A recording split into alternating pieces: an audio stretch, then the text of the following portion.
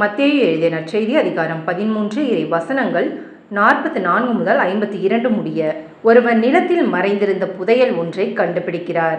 அவர் அதை மூடி மறைத்துவிட்டு மகிழ்ச்சியுடன் போய் தமக்குள்ள யாவற்றையும் விற்று அந்த நிலத்தை வாங்கிக் கொள்கிறார்.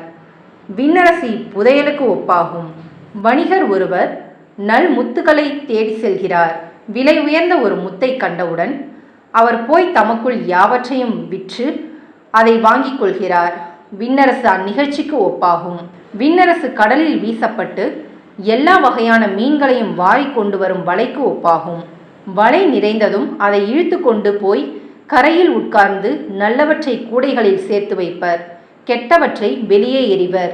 இவ்வாறே உலகம் முடிவிலும் நிகழும். வானதூதர் சென்று நேர்மையாளரிடையே இருந்து தீயோரை பிரிப்பர். பின் அவர்களை தீச்சூளையில் தள்ளுவர். அங்கே அழுகையும் அங்கலாய்ப்பும் இருக்கும்.